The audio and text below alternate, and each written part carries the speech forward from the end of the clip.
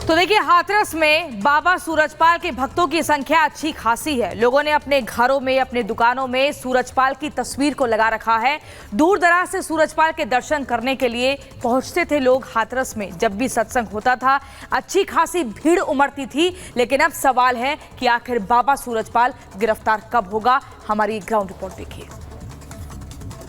हाथरस मामले में पुलिस ने 6 लोगों को गिरफ्तार किया, जिसमें 2 महिलाएं भी शामिल हैं, जिसमें से एक महिला मंजू देवी तो एक महिला मंजू यादव है। मंजू यादव के घर पर अब मौजूद है। सबसे पहले आप ये घर की तस्वीर देख लीजिए। मंजू यादव अपने पूरे परिवार के साथ यहाँ पर रहती है। अब पुलिस ने मंजू यादव को गिरफ्तार किया है। आपकी बहू है मंजू यादव? नहीं, मैं तो पड़ोसी हूँ, बहू परिवार की है। परिवार की क्या हुआ, कब पुलिस ने गिरफ्तार किया, क्या पता लगा आप लोगों को? अरे जी, पुलिस ले गई सवेरे सवेरे, जो सो रही, जो सारे मोहल्ला सो रहो, और सोने के बाद में भैया पुलिस आई, वो ले गई। क्या कहा पुलिस ने, कुछ बताया क्यों ले जा रहे हैं, क्यों गिरफ्तार कर रहे हैं? और जी कोई पता ना भैया, हम तो सोच के उठ पाए, तब तक तो बिल ले गई।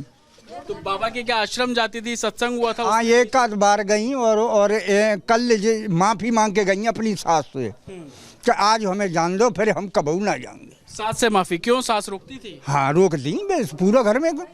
हाँ, तो इसलिए वो सासू माँ भी हैं, उनसे हम बात करने यहाँ पे कोशिश। आप रोकती थी अपनी बहू को जाने से, क्यों रोकती थी? जैसे मतलब हम तो कन्हैया की पूजा करते हैं, और माता की बिना के देवतनों की, तो हमें परेशानी होती पूजा कर माँ जाती तो हम बिंदु मने करता है कि जा काम मत करो, हम तो अपन देवतन पूजेंगे। कब से जा रही थी वो बाबा के सत्संग में? बस 4-6 वो तक गई, बस ज्यादा ना गई। 4-6 महीने? महीना ना है, 4-6 दफे गई, बस 4 बार गई हैं। हाँ, बस इतनी गई। तो आपसे जानना चाह रहा हूँ कि माताजी बता रही हैं अक्सर मना करती थी, लेकिन फिर भी वो गई। ऐसा क्या प्रभाव था? क्योंकि लोग अलग अलग बातें, अलग अलग कहानियाँ बताते हैं कि चमत्कारी बाबा हैं, बहुत जल्दी आकर्षित कर लेते हैं। कुछ परिवार में आप लोगों को पता चला? नहीं, हम तो पड़ोसी हैं, लेकिन हम लोगों को पता नहीं कि चमत्कार करते हैं या नहीं करते। जो चमत्कार करते हैं तो वे खुद ही ठीक हो जाएं, मान लो खुद को ठीक कर लें। आज पेपर में हमने पढ़ा है मीडिया के माध्यम से, तो चमत्कारी बाबा कुछ नहीं है, ये सब फर्जी है। तो आपको क्या लगता है, परिवार के हैं कि कौन दोषी है? दोषी बाबा है,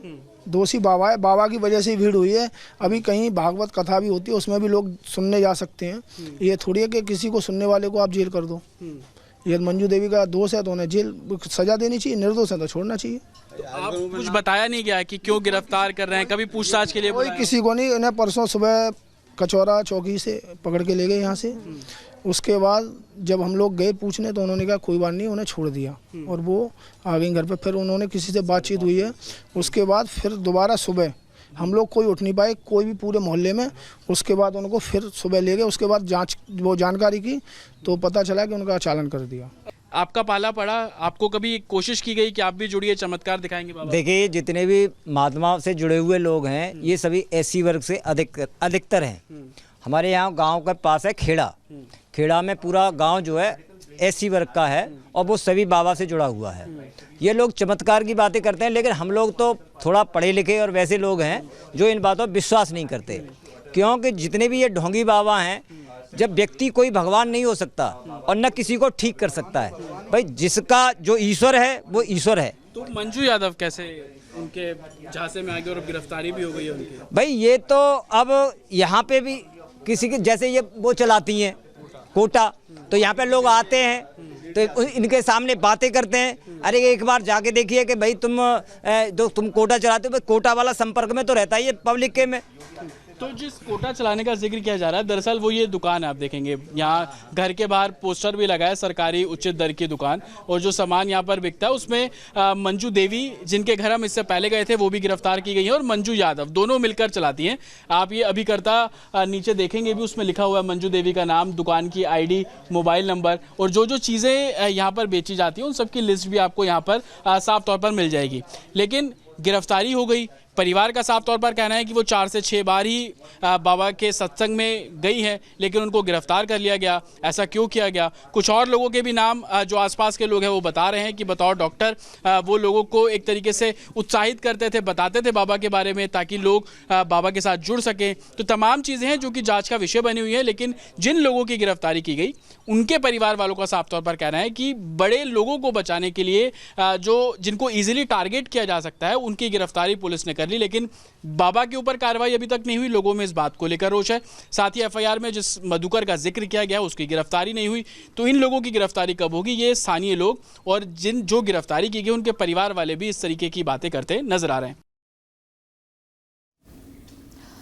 जो हादसा हुआ उसमें 121 लोगों की जान चली गई, लेकिन इसी के साथ आपको बता दें कि आखिरकार सवाल इस पर उठने लगे हैं कि बाबा को मानने वाले भक्तों की जान आखिरकार ली किसने? जवाब वही ढोंगी बाबा ने खुद ली है।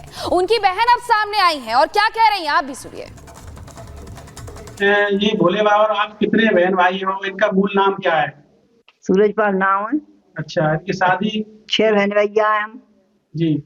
सबके नाम मालूम है आपको? एक खत्म क्यों मालूम क्यों ना हुई? हाँ, सबके नाम बताओ। एक खत्म हो गए हमारे भाई जी।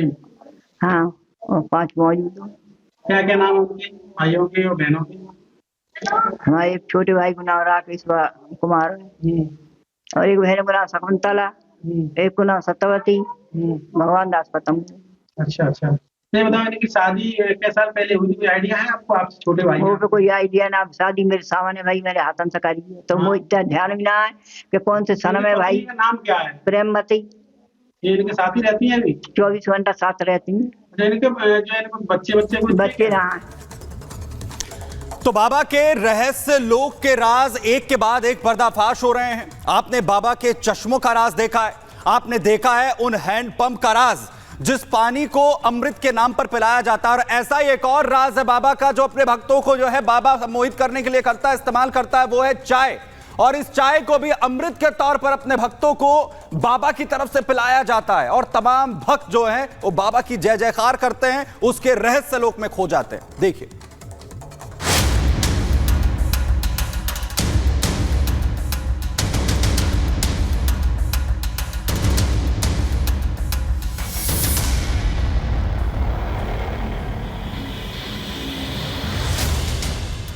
हाथरस में हुए हादसे को 72 घंटे बीत चुके हैं। 123 लोगों की मौत हो चुकी है।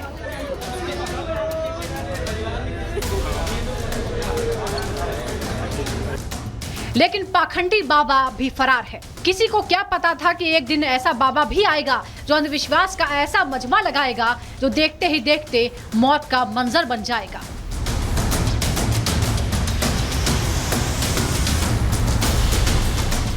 कभी हैंडपंप के पानी से लाइलाज बीमारियों का दावा, तो कभी अपने दिव्य दृष्टि से रोगों के निवारण का वादा। ये सूरजपाल के फैलाए भ्रमजाल की कुछ ऐसी कड़ियां हैं जिनका अब धीरे धीरे खुलासा हो रहा है। सूरजपाल के भ्रमजाल की कलई अब एक एक करके खुलने लगी है। सूरजपाल के चश्मे और हैंडपंप के बाद अब जो खुलासा हुआ है वो और चौंकाने वाला है। बाबा का एक और भ्रमजाल सामने आया है जिसे बाबा लोगों को अपने जाल में फंसाने के लिए इस्तेमाल करता था। बाबा फरार है, लेकिन उसकी पूजा कर रही इस महिला का नाम है मालती सक्सेना।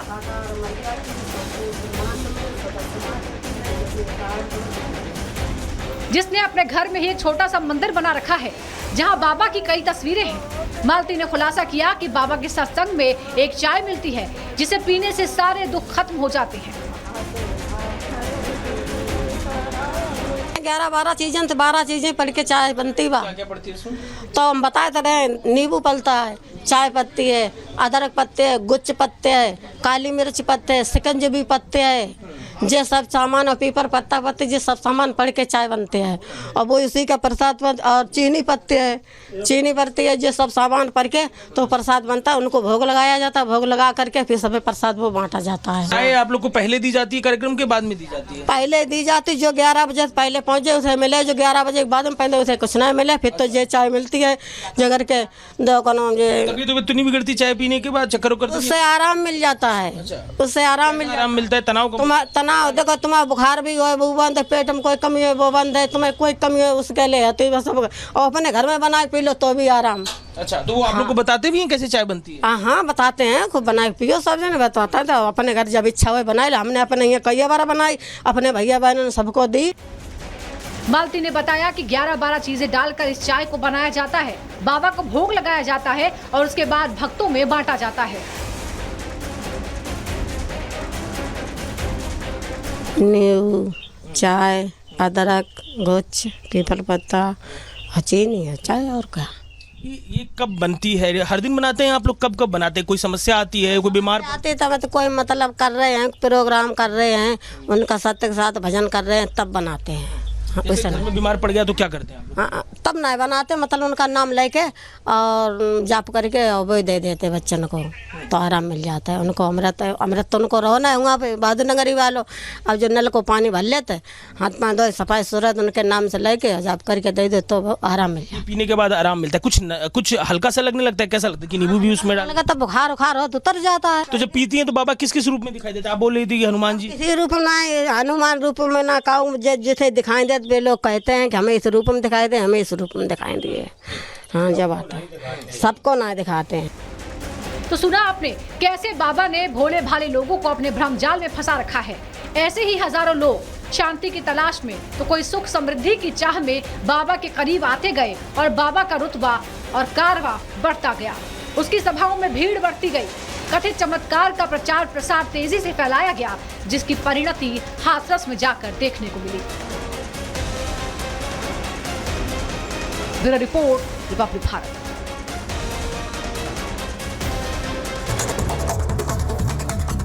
और देखिए, लगातार सवाल खड़ा हुआ है कि आखिर ये बाबा साकार हरि बाबा कहां गायब है? इसके दिव्य चाय का रहस्य क्या है? इसको लेकर भी तमाम तरह के सवाल खड़े हो रहे हैं। कहीं हैंडपंप की बात होती है तो कहीं पर अलग रंग बिरंगे चश्मों की बात होती है, लेकिन बाबा कहाँ है इसको लेकर किसी को नहीं पता।